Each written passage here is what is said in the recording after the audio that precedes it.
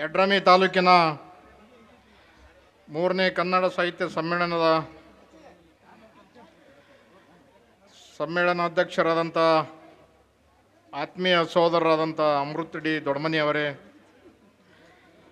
ಮತ್ತು ಜಿಲ್ಲಾ ಅಧ್ಯಕ್ಷರಾದಂಥ ವಿಜಯಕುಮಾರ್ ಪಾಟೀಲ್ ತೆಗಲ್ತಪ್ಪಿಯವರೇ ಮತ್ತು ಈ ಕಾರ್ಯಕ್ರಮಕ್ಕೆ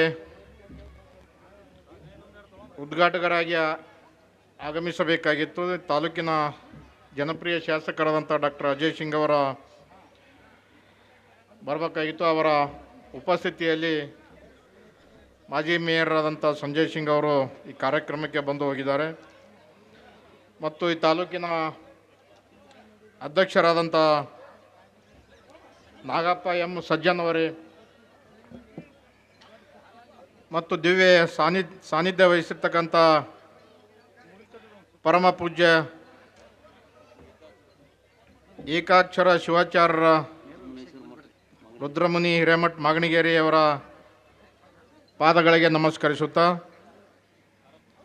ಅದೇ ರೀತಿಯಾಗಿ ಪರಮ ಪೂಜ್ಯ ಸಿದ್ಧಬಸವ ಕಬೀರ್ ಸ್ವಾಮೀಜಿಗಳ ಪಾದಗಳಿಗೆ ನಮಸ್ಕರಿಸುತ್ತಾ, ಇವತ್ತಿನ ಯಡ್ರಾಮಿ ತಾಲೂಕಿನ 3ನೇ ಕನ್ನಡ ಸಾಹಿತ್ಯ ಸಮ್ಮೇಳನದ ಬೆಳಿಗ್ಗೆಯಿಂದ ಸುಮಾರು ಗಂಟೆಗಳಿಂದ ಒಂದು ಮೆರವಣಿಗೆ ಕಾರ್ಯಕ್ರಮ ಮಾಡಿ ಏನೊಂದು ಬಹಿರಂಗ ಸಭೆ ಭಾಳ ಒಂದು ವಿಜೃಂಭಣೆಯಿಂದ ಆಚರಿಸಿದ್ದೀರಿ. ಇವರಿಗೆ ತಮ್ಮೆಲ್ಲರಿಗೂ ನನ್ನ ಅಭಿನಂದನೆಗಳನ್ನು ನಾನು ಹೇಳಕ್ಕೆ ಬಯಸ್ತಾ ಇದ್ದೇನೆ.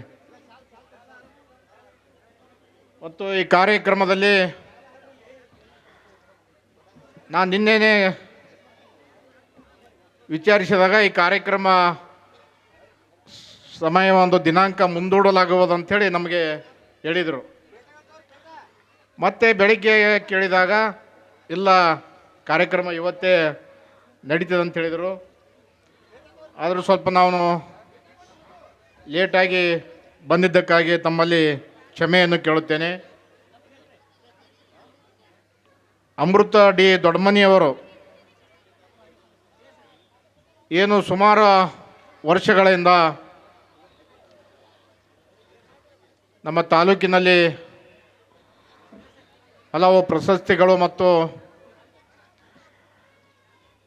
ನಮ್ಮ ಜೇವರ್ಗಿ ತಾಲೂಕಿನಲ್ಲಿ ಒಂದು ಬಾಬಾ ಸಾಹೇಬ್ ಅಂಬೇಡ್ಕರ್ ಅವರೊಂದು ಜಯಂತಿ ಸಮಯದಲ್ಲಿ ಸನ್ಮಾನ್ಯ AICC ಅಧ್ಯಕ್ಷರಾದಂಥ ಮಲ್ಲಿಕಾರ್ಜುನ ಖರ್ಗೆ ಸಾಹೇಬರ ಒಂದು ಅಮೃತ ಹಸ್ತದಿಂದ ಅವರ ಒಂದು ಬರೆದಿರ್ತಕ್ಕಂಥ ಒಂದು ಕೃತಿ ಬಿಡುಗಡೆ ಒಂದು ಆಗಿತ್ತಂತೇಳಿ ಇವತ್ತು ನಾನು ಹೆಮ್ಮೆಯಿಂದ ನಾನು ಹೇಳಕ್ಕೆ ಬಯಸ್ತಾ ಇದ್ದೀನಿ. ಇವತ್ತು ಯಡ್ರಾಮಿ ತಾಲೂಕಿನಲ್ಲಿ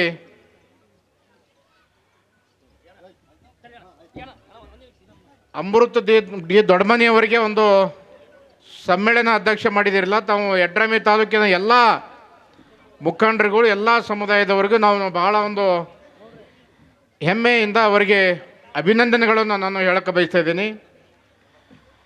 ಯಾಕಂದರೆ ಯಡ್ರಾಮಿ ತಾಲೂಕಿನಲ್ಲಿ ಭಾಳಷ್ಟು ಮುಖಂಡರು ಕಾರ್ಯಕ್ರಮಕ್ಕೆ ಬಂದಿಲ್ಲ, ಬರಬೇಕಾಗಿತ್ತು.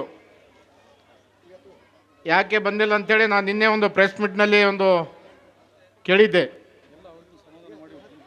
ಆದರೂ ಎಲ್ಲರೂ ಒಂದು ಈ ಕಾರ್ಯಕ್ರಮ ಭಾಳ ಒಳ್ಳೆಯ ರೀತಿಯಿಂದ ತಾವೆಲ್ಲರೂ ಮಾಡಿದ್ದೀರಿ. ಮುಂದೆ ಬರ್ತಕ್ಕಂಥ ದಿನದಲ್ಲಿ ಭಾಳ ಒಂದು ವಿಜೃಂಭಣೆಯಿಂದ ತಾವೆಲ್ಲರೂ ಒಗ್ಗಟ್ಟಾಗಿ ಈ ಕಾರ್ಯಕ್ರಮ ಮಾಡ್ಬೇಕಂಥೇಳಿ ತಮ್ಮೆಲ್ಲರಿಗೆ ವಿನಂತಿ ಮಾಡಿಕೊಳ್ತಾ, ನನ್ನನ್ನು ಕರೆಸಿ ಮಾತಾಡಲಿಕ್ಕೆ ಅವಕಾಶ ಮಾಡಿದ್ದಕ್ಕಾಗಿ ತಮ್ಮೆಲ್ಲರಿಗೆ ವಂದಿಸಿ ನನ್ನ 2 ಮಾತು ಮುಗಿಸುತ್ತೇನೆ. ಜೈ ಹಿಂದ್, ಜೈ ಕರ್ನಾಟಕ. ಮಾತು